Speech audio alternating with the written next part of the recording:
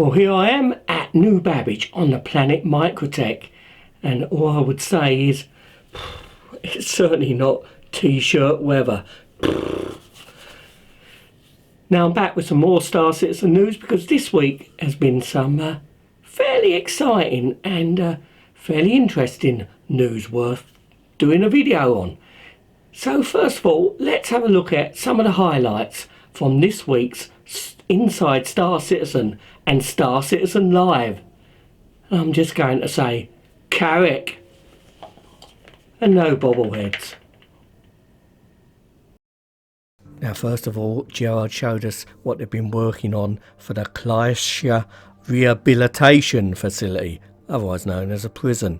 They're basically going to put a boxing ring in there, so obviously keep you occupied and fit, but the fight may not be entirely fair, as you can see there.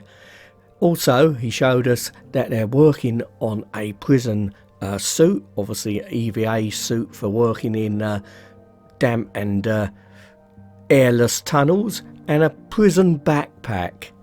Going to be grim in these prisons, certainly hard labour. Now the team there have also been working at some enhanced textures for moons and planetary bodies, and these look pretty detailed, so obviously we're going to see some improvements yet in the look of the planetary bodies in Star Citizen. These look very nice indeed. We saw some new work being done on some fauna, some mushrooms. Now these are called Heart of the Woods, and these are for the Microtech tundra forest biomes. Not sure if they're edible though.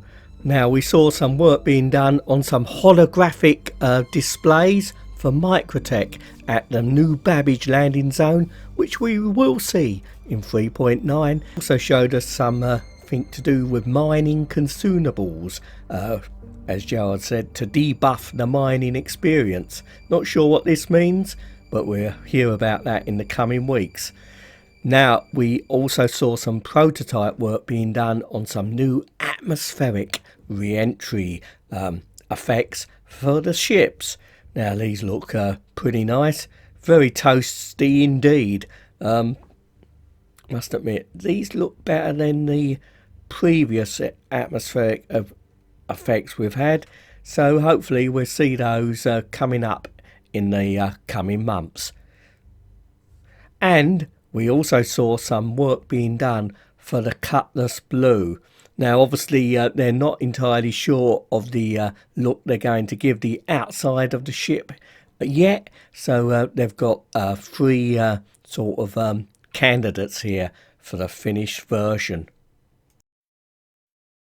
And they're also doing more work in relation to prisons, a prison pod. And of course we saw some more of everybody's favourite ship, the Carrack. Now they've obviously been tweaking the final version since CitizenCon, and as we can see we've seen some changes to the outside, and we saw some more of some of the inside which we didn't see at CitizenCon.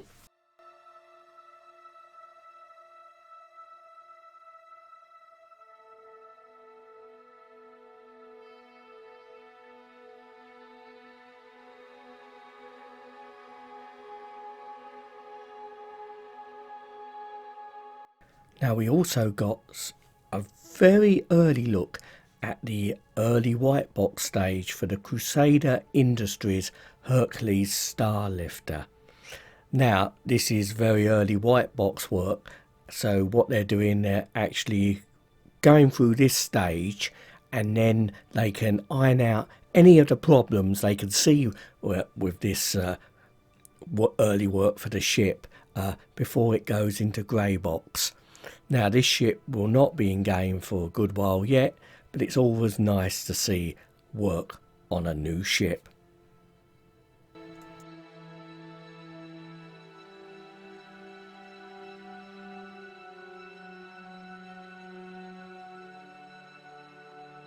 Now also this week there was a feature on the new vehicle experience team Obviously, they've assembled a team of developers to work on improving the vehicle experience.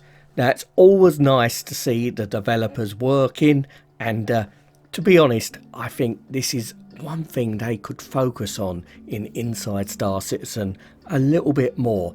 Even if they don't show the developers actually telling us about a particular thing, they could just get the one developer or someone in the office to actually take a camera around the studio, giving us a little bit of a guided tour, just to show us that the developers are busy working on the game. And I think the community would be really happy to see that.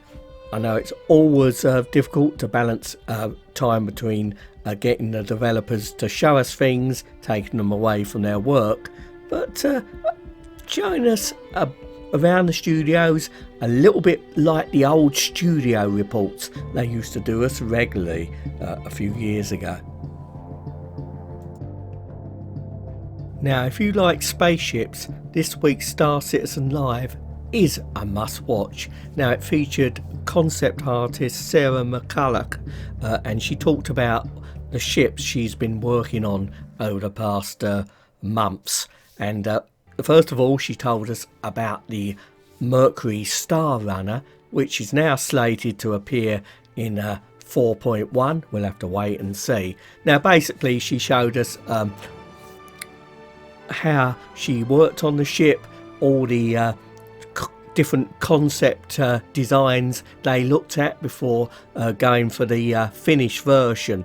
Now, they're still obviously working on the Mercury Star Runner, and this Inside Star Citizen segment focused on the work they were doing to get up to where they are now. Certainly well worth watching.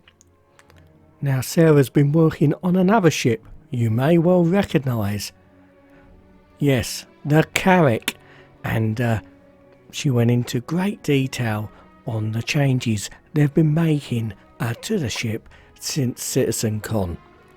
Now, what I'm going to do is actually fast forward the entire piece they showed us on the Carrack so you can see it in its entirety, well, albeit a lot quicker.